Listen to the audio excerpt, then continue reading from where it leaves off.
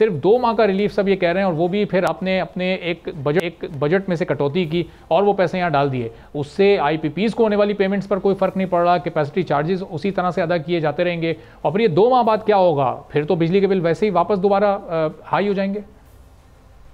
बिस्मिल्लाहिर्रहमानिर्रहीम। देखिए, सबसे पहले तो गर्मियों में एक आम आदमी की कंजम्पशन बढ़ जाती है, पंखों का इस्तेमाल और दीगर चीज़ों का इस्तेमाल, उस वजह से भी बिल जो है वो ज़्यादा आते हैं। तो 2 माह बाद जो है ये कंजम्पशन जो है जनरली जो ट्रेंड देखा जाता है वो कम हो जाती है, और फिर ये बिजली के बिल भी कम हो जाते हैं कंजम्पशन के लिहाज से। देखिए, वफाक ने तो 0 से 200 यूनिट इस्तेमाल करने वाले सार्फिन के ऊपर 50 अरब रुपए की सब्सिडी दी, और वो पूरे पाकिस्तान के लिए थी। इसी तरह वफाक ने जो बलूचिस्तान के अंदर सोलर ट्यूबवेल्स दिए, उससे जो लॉसेस में कमी आएगी उसका बेनिफिट भी टैरिफ में पूरे पाकिस्तान को होगा। तो वफाक ने तो अपना काम कर दिया। अब जो सूबे हैं उनका जो बजट है वो आज़ाद वो बजट बनाते हैं, और जो उनके डेवलपमेंट फंड है वो अपनी मर्जी से उसको जो है वो खर्च कर सकते हैं। अब ये पंजाब का स्टैंड अलोन इंडिपेंडेंट फैसला था कि उन्होंने 45 अरब जो है वो बिजली की मद में खर्चने हैं अपनी डेवलपमेंट से काट के, और उसके तहत 200 से 500 यूनिट वालों को रिलीफ दे रहे हैं। अब क्योंकि पंजाब में बहुत ज्यादा सार्फिन है, सिंध में इतने नहीं है, यही रिलीफ सिंध वाले अगर देना चाहें तो उनको 45 अरब नहीं चाहिए, वो अपने डेवलपमेंट से 7 या 10 अरब रुपए में ये रिलीफ दे सकते हैं। केपी के वाले 5-6 अरब में ये रिलीफ दे सकते हैं, और बलूचिस्तान वाले 1 अरब में ही ये रिलीफ दे सकते हैं। तो ये उनकी इंडिपेंडेंट फैसले, इसमें वफाक का कोई लिंक नहीं है कि वो अपनी डेवलपमेंट फंड कहाँ खर्चते हैं, किस मद में अवाम को रिलीफ देते हैं।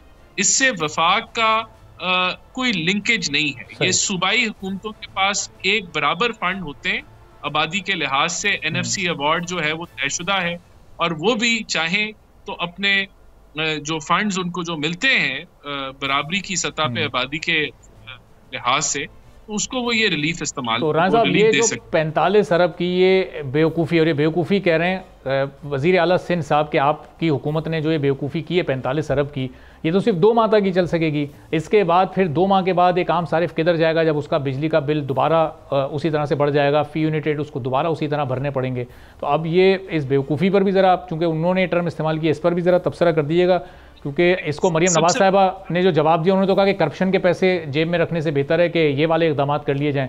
तो अब ये फिर से एक माहौल एक गर्म हो रहा है। अभी आप लोग साथ बैठे हुए थे, आने वाले दिनों में फिर तलखी होती है, हम देख रहे हैं। और कल मुलाकात है बिलावल साहब से, ये उसमें ये मैटर रिजॉल्व हो जाएंगे।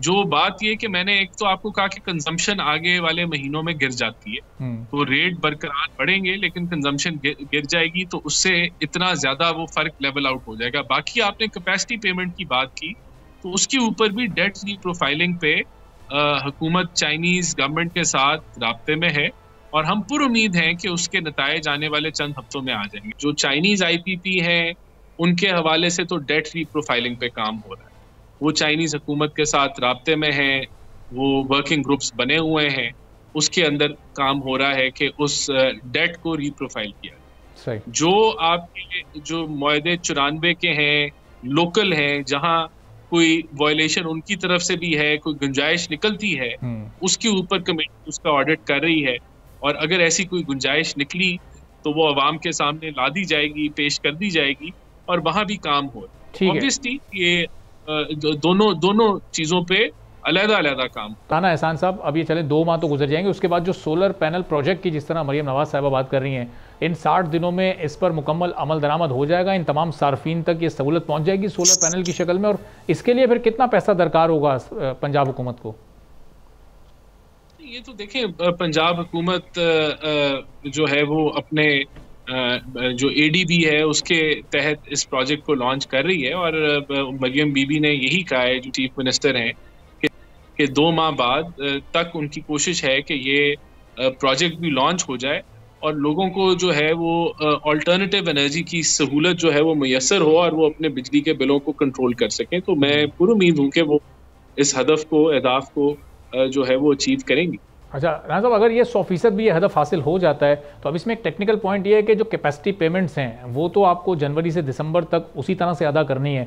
अब चाहे इन सबको, हाँ मामला जो है ना, अगर ये सीपेक की प्रोजेक्ट को डिले ना किया जाता, अगर इंडस्ट्रियलाइजेशन हो जाती है इस मुल्क में 2018 से 2022 में, 2019 में, 20 में, 21 में, 22 में रिलोकेशन इंडस्ट्री की होती और सीपेक सुस्त रवि का शिकार ना होता, तो ये जो कैपेसिटी पेमेंट है ये इस्तेमाल हो जाती।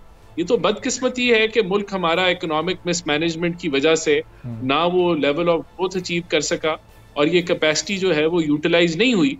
वरना ज्यादा कैपेसिटी होना कोई बुरी बात नहीं है एक मुल्क के लिए, ये तो आपकी एनर्जी सिक्योरिटी के लिए अच्छा है। कैपेसिटी तो ज्यादा है, जनरेशन ज्यादा है, लेकिन वो उसकी तरसील, उसकी तकसीम कारी, ट्रांसमिशन, डिस्ट्रीब्यूशन, असल इशूज तो वहाँ है ना, वहाँ पर भी इन्वेस्टमेंट नहीं हुई।